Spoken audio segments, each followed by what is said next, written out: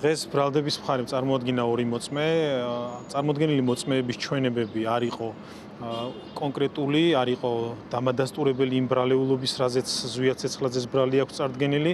აღნიშნულ მოწმეს 29 ნოემბერს ჰქონდა მიღებული დაზიანება და შესაბამისად მისთვის ასევე ცნობილი არ იყო ვისი მხრიდან განხორციელდა კონკრეტულად დაზიანების მიყენების ფაქტი. მან ასევე ისიც ვერ გამორიცხა, რომ კონკრეტული დაზიანება მიყენებული ჰქონდა რომელიმე აქციის მონაწილისგან თუ მასთან წარსულში მისი საპოლიციო ცხოვრების და საპოლიციო პრაქტიკის მანძილზე სხვა რომელიმე პირისგან განხორციელებული დაზიანება. შესაბამისად, ამ მოწმის ჩვენებით ვერ დადასტურდა ვერც ერთი გარემოება, რომ კონკრეტულად ზვია ცეცხლაძემ და სხვა დანარჩენმა პირებმა მას მიაყენეს დაზიანება. მან ასევე ვერ დაადასტურა, რომ რაიმე ფორმით ხდებოდა ორგანიზება აქციის მიმდინარეობის, არ მოусმენია მას განცხადებები, მოწოდებები, მითითებები თუ როგორ უნდა ემოქმედათ აქციის მონაწილეებს. მან დაადასტურა, რომ აქციაზე ყველა თვითნებურად და დამოუკიდებლად მოქმედებდა. შესაბამისად, ეს გარემოება ვფიქრობთ, რომ არის პირდაპირ მიმანიშნებელი იმისა, რომ კონკრეტული მოწმეები ვერ ასახელებენ კონკრეტულ ფაქტებს, კონკრეტულ მტკიცებულებებს და კონკრეტულ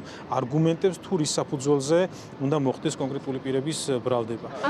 ინცაფალებთან მიმართებაში წარმოდგენილია მხოლოდ და მხოლოდ ორი ვიდეო ჩანაწერი, ერთი იყო დღეს და ერთი იყო აქამდე გამოგვლეული, რომლებიც ორივე ვიდეო ჩანაწერში ფაქტობრივად არ ფიქსირდება რაიმე სახის, თუნდაც აი შორიდანაც კი მიმანიშნებელი რაიმე სახის გარამოება, ფაქტობრივი მოცემულობა გარამოება იმაზე, რომ ინსაფალიები მოქმედებდა, მონაწილეობდა რაიმე სახის ჯგუფურ ძალადობაში ან ქმედებაში. მოძიმის მიერ მიწოდებული ინფორმაცია და მომზადებული დათვალიერების ოქმე არ არის, ასე ვთქვათ, არ აგმაყოფილებს სისხლის სამართლის საპროცესო დანაწილად გათვალისწინებული შემთხვევას, იქიდან გამომდინარე, რომ ჩვენ დავუსვათ მაგასთან დაკავშირებით კითხვებიც, რომ დათვალიერების ოქმში რა გარამოებებზეც საუბრობდა და აღნიშნული გარამოებები, რაზეც მოძმემ ინფორმაციას სახით მიაწოდა, ამავდროულად ყველაფერი სრულყოფილად არ იყო დათვალიერების ოქმში აღნიშნული, შესაბამისად დათვალიერების ოქმის სრულყოფილობაც, შინაარსიც, ამავდროულად მომზადების პროცესიც მთლიანობაში არის კითხვის ნიშნის ქვეშ.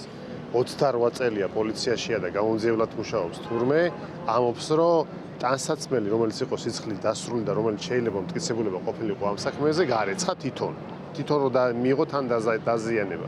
უცნაური ამბავი კიდევ ის არის, რომ ეს ადამიანი სხვა სისხლის სამართლის საქმეზეც არის დაზარალულად ცნობილი და თანამომს რომ ერთი ქვა მოხდა. რა თქმა უნდა, ადამიანურად მძიმეა, როცა რომელიმე ნებისმიერი ადამიანი, თუნდაც პოლიციელი ნებისმიერი ადამიანი ზიანდება, მაგრამ ბევრი უცნაურობა ამ საქმეში, მათ შორის ის, რომ როგორ შეიძლება ერთი ნასროლი ქვით დაზარალებული პოლიციელი ორი სხვადასხვა სისხლის სამართლის საქმეში დაზარალებლად იყოს ცნობილი. ხო, ანუ ეს იურიდიული აბსურდი არის.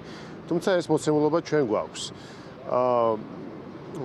კიდევ მნიშვნელოვანი არის ის, რომ პოლიციელი ადასტურებს იმას, რომ არც პირადად დაუნახავს თუ ვინ ისროლა ქვა და ასევე ჩემს კითხვაზე მან განაცხადა, რომ კითხა თავის თანამშრომლებს და არანაირი ინფორმაცია იმასთან დაკავშირებით თუ დაზიანება ვისგან მიიღო ამ ადამიანს უბრალოდ არ გააჩნია.